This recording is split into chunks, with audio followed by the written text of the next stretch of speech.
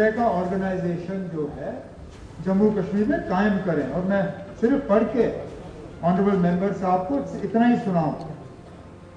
Section 35 of the Jammu and Kashmir reorganisation act 2019. تو ہمارے اوپر پابندی 2019 کے بعد کی. اگر 2019 سے پہلے کے حالات ہوتے تو میں فٹافٹ آپ کی بات کو تسلیم کرتا, لیکن یہ حالات 2019 کے بعد بنے. Section 35 of the Jammu and Kashmir Reorganization Act 2019 provides that if any law made by the Legislative Assembly, either in the state list or in the concurrent list, is repugnant to any law of Parliament, the law made by the Legislative Assembly of the Union Territory shall to the extent of the repugnancy be void, unless such law made by the Legislative Assembly has been reserved for the consideration of the President and has received his or her assent. تو سیدھی سی بات ہے نا, جس بل کو president کے ascent کے بغیر یہاں لانے کی کوشش کی جا رہی ہے, جس کا سیدھا نیشنل ہیومن رائٹس کمیشن سے لینا دینا ہے, جس نیشنل ہیومن رائٹس کمیشن کو پہلے ہی جموں کشمیر کی یونین ٹیریٹری پہ اب لاگو کیا گیا ہے, اس کے لیے اب اس اسمبلی سے فی الحال اس طرح کی لیجسلیچر آپ لا نہیں سکتے ہو. حالات بدل جائیں گے تو جیسے میں نے باقی آنریبل ممبروں سے کہا ہے, ہمارے حالات بدل جائیں گے تو آپ کو نظام الدین بھٹ صاحب اس طرح کی لیجسلیشن لانے کی ضرورت نہیں ہوگی. میں دعوے سے کہہ سکتا ہوں کہ جو بھی حکومت اس وقت یہاں پہ ہوگی وہ فٹافٹ ان تمام اداروں کو واپس لانے کا کام کریں گے جو ادارے یہاں ہیں جو 2019 کے بعد رہے نہیں. اور ان میں سب سے پہلے ہماری جے کے اسٹیٹ ہیومن رائٹس کمیشن ہوگی. لیکن فی الحال قانون ہمیں اس بات کی اجازت نہیں دیتی کہ ہم اس کو پاس کریں, اس لیے میری ان سے گزارش ہوگی کہ وہ اس کو وڈرا کریں. آنریبل سی ایم صاحب کا زبردست احترام ہے اس لحاظ سے کہ he is functioning in a very restrictive atmosphere, لیکن اسپیس ہوتی ہے. 35 ری آرگنائزیشن ایکٹ کا جو انہوں نے یہاں بیورو دے دیا, اس کے لاسٹ پیرا میں اس میں not become a law by it self, but this could be proposed to President that space is provided. Having said that, جو انہوں نے اپنی مشکلات کا ذکر کیا, ہم سبوں کو اس کا احساس کرنا پڑے گا. Let it go to history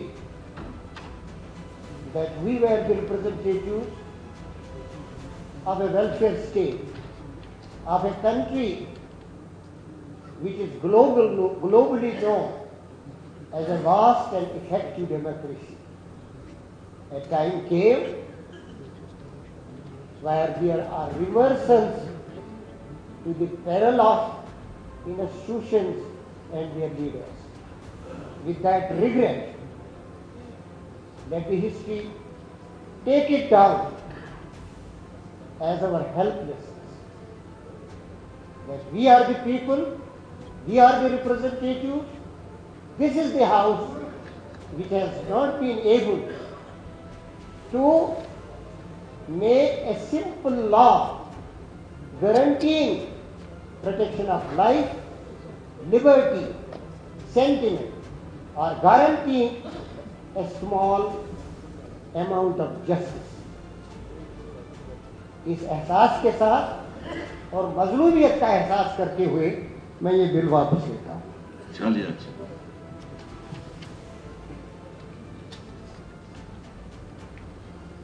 یہ واپس لینے کی اجازت دے دی ہے جناب الطاف محمد غانی صاحب.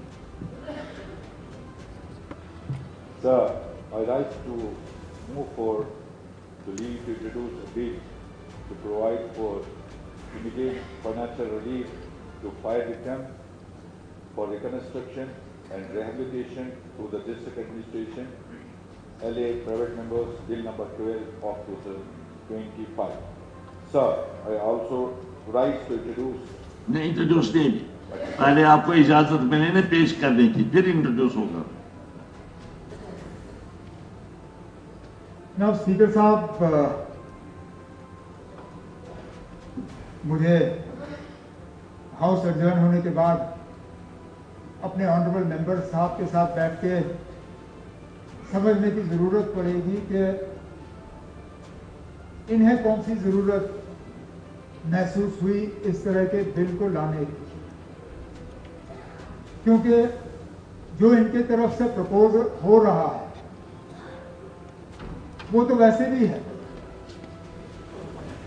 फायर विक्टिम्स को गवर्नमेंट के तरफ से रिलीफ जो है दी जाती है, चाहे एनडीआरएफ के तहत, एसडीआरएफ के तहत, चीफ मिनिस्टर रिलीफ फंड के तहत, रेड क्रॉस के तहत, और जहां भयानक हादसा होता है तो हम गाइडलाइंस को रिलैक्स करते हैं। जैसे इस हुकूमत ने भी 2-3 मरतबा कुछ इलाकों में आग लगी, हमने जो गाइडलाइंस थे उनको रिलैक्स करते जो रिलीफ की तादाद है उसको बढ़ा दिया।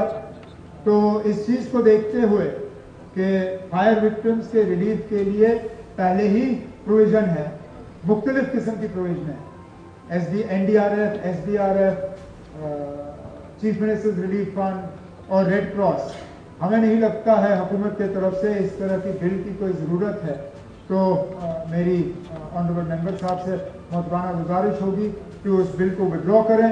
अगर हमारे एसडीआरएफ के नॉर्म्स में या चीफ मिनिस्टर्स रिलीफ फंड के नॉर्म्स में कहीं पे इनका कोई मशवरा है जिनसे ये इनको लगता है कि फायर विक्टिम्स की हम और ज़्यादा मदद कर सकते हैं, वो मैं इनसे सुनने के लिए तैयार हूँ, लेकिन इसके लिए बिल की ज़रूरत नहीं पड़ेगी, वो हम खुद कर सकते हैं।